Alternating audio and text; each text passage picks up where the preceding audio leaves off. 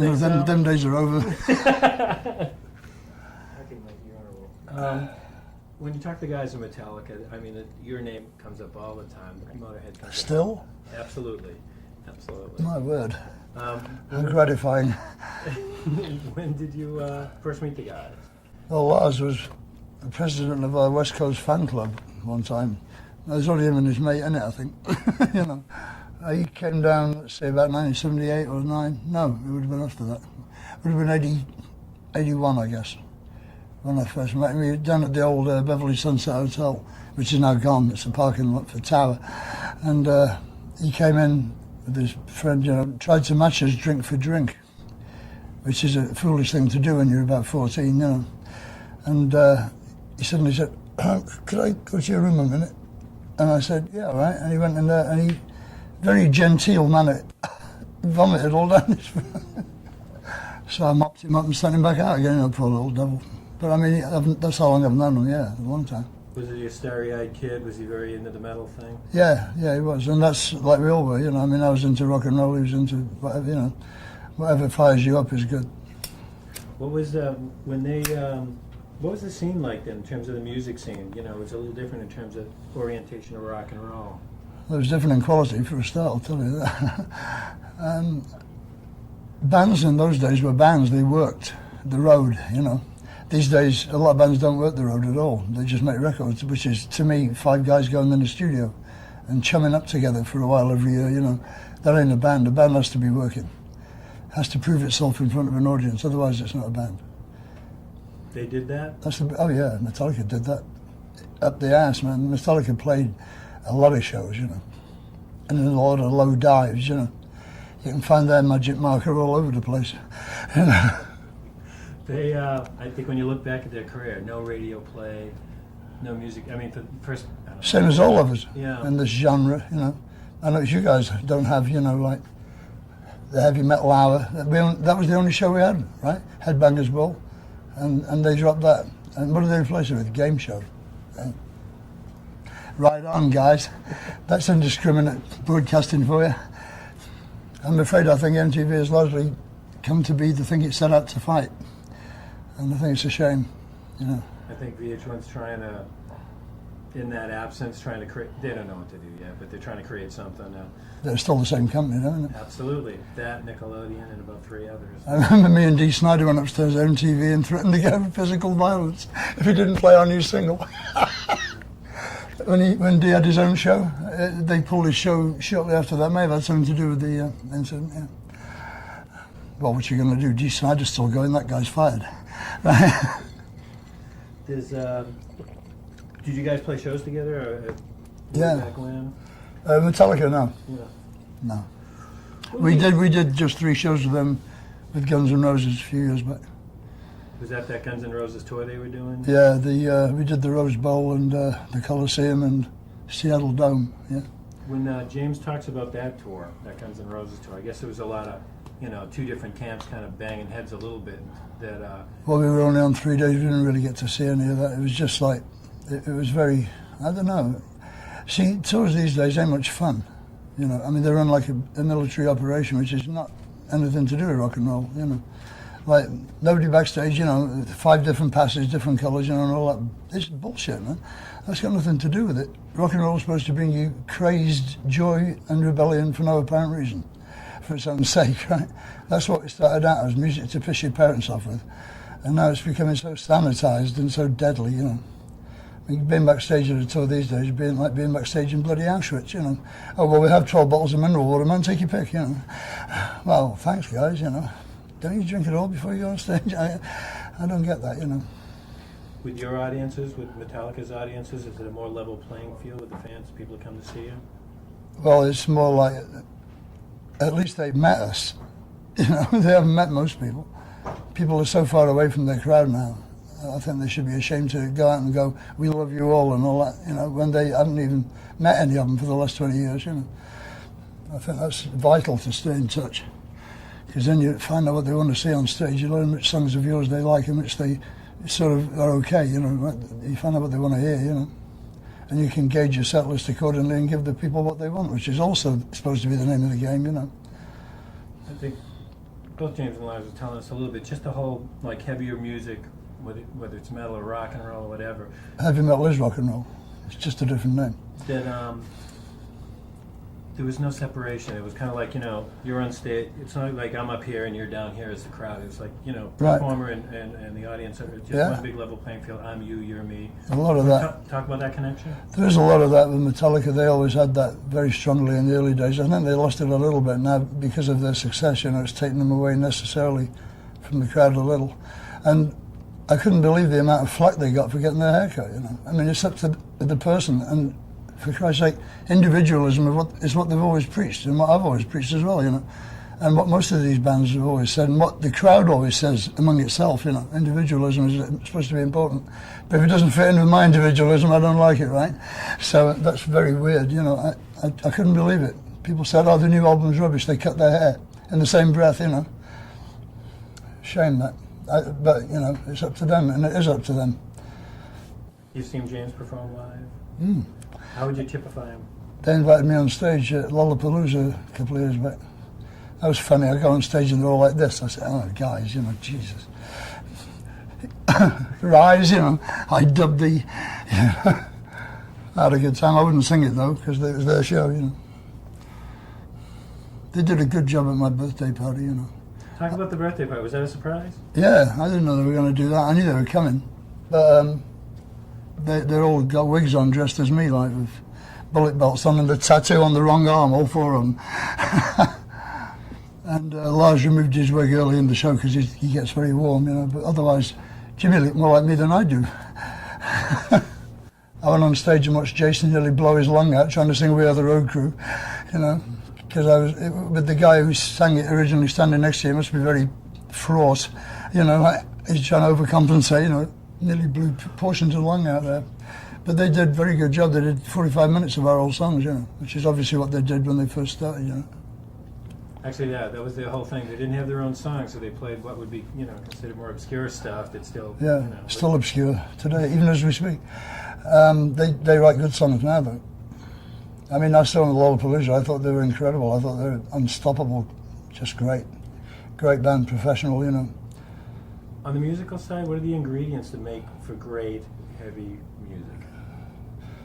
Well, first you've got to believe it, you know, because that's the first thing a crowd finds out. They can sense that, you know. If you just go on going, guys, you know, won't wash mostly.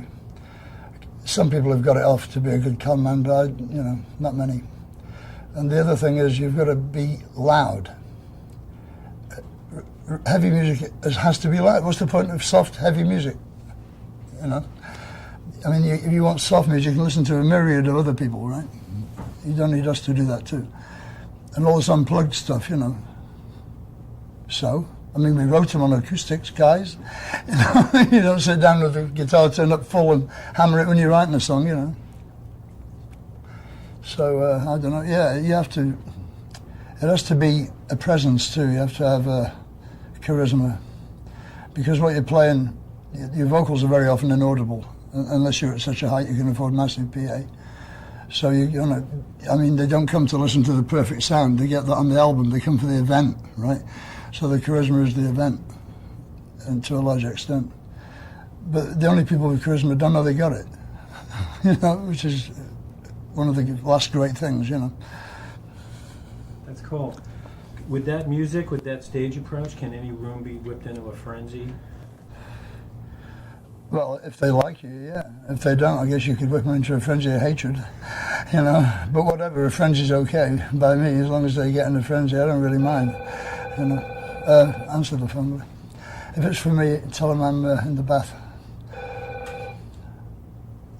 The Chinese bath. This is good. This is good. You wrap there. Just press all the buttons, they'll call back.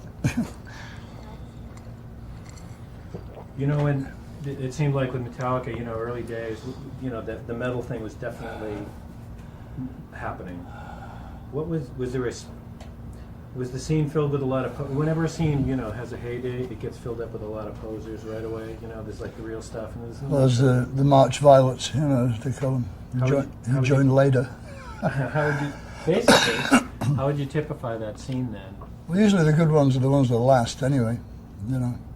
You get flashes in the pan, but like you always get them. But mostly the bands who who aren't really into it will change to the next trend, so they be gone anyway, you know. And the people that stay with it are the ones that you keep listening to, I think. Because I mean, we don't have a large fan base in America, but the ones that we have got would kill for us, you know. And that's exactly as it should be, because we never let them down, you know. And I think if you see a band following a lot of different musical trends for the sake of it just after it happened, which makes it kind of pathetic, you know, then people know them, and the audience is not stupid. You can sell them a lot of shit, but that only means you're a good con man. It doesn't mean they're stupid. Right?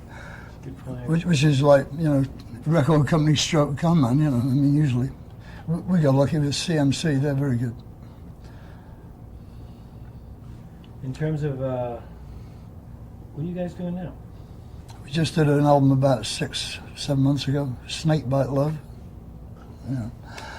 And we don't sell a lot of records in the States because we're never going to get airplay, right? And we get very little TV time, I might add. And we don't get our videos played much. But ever since Ricky Rackman was fired, I never plays our video. We're just doing what we do, you know. And if they don't buy them, then we do another one until they do buy them, you know. But everything we do, we're satisfied with, which is something. Can't be caught out there. In terms of lyrical content for your music, is there a prerequisite? Does it have to be storytelling about a certain subject? No, that's not. There is no rules. You make up the rules as you go along. If you've got control. I mean, if the record company is coming in the studio telling you what to play, that's very expensive for you because they want the money back later, and it's also very detrimental to your original idea, you know, because they don't know anything about music. They work in an office. I know about music. I don't go in the office and tell them how to hire secretaries, right? You know, so don't come in the studio and mess with me, you know. Do you think that with both your and their career that's been the case of basically masters of your own fate, masters of your own fate, not a lot of interference? Yeah, master of your own destiny. Yeah, I think so. I'd like to think so. I don't see any change in them. I mean, they've tried to change their music a bit, but you have to if you're going to survive. You have to explore different avenues, you know. I mean, if it doesn't work, you can always go back and do another one, you know, within the thing you do, right? Because we never made an album that sounded like a recycle of the last one, in my head anyway. I mean, I know it wasn't, you know, it might sound that to a layman, I don't know. I can't get in that place, you know, because I'm in this place. Do you get slammed? I know they get slammed for selling out and changing and not being the same every time out. Well, yeah, you get that, but that's from people who wouldn't know their ass from their elbow anyway, you know. That's people who want they want to be 16 for the rest of their life, and they want the background music to stay the same too, right? And I can't do that for them, you know, because time goes by. You can't stop it. You can slow it down. Yeah. Or speed it up. I'm going to check notes here for a quick second. Pyro accident up in Olympic Stadium? No. Okay. I don't believe he had much fun that day. No, I don't think so either. Mind you, Michael Jackson could tell him a few things about that. Pepsi, poof. I've seen that film, man. I've never seen it, you know that? Oh, he's, whatever the publicist or the press dictated, it wasn't half of it. I mean, he's enveloped. Yeah, right. Yeah, Richard they said Pryor. he was burned over here. Yeah, like a Richard Pryor kind of thing. It's pretty sad. I don't think he was real happy about it. He was screaming. Well, you wouldn't be, would you? You'd think to yourself, not it's too warm in here. Did you know Cliff? Yeah. Can you talk about Cliff? What kind of guy was he? He was just like a good time guy, you know. He was just like, he was pretty amiable, you know. He drank a lot, you know. But I mean, in those days, Metallica's reputation was like not musical. I mean, they spent months in England doing an album, the first album, and they mostly, I don't know when they ever recorded, because I saw them all hours of the day and night in the boozer, you know, like shit-faced, as the newt, you know, as we say.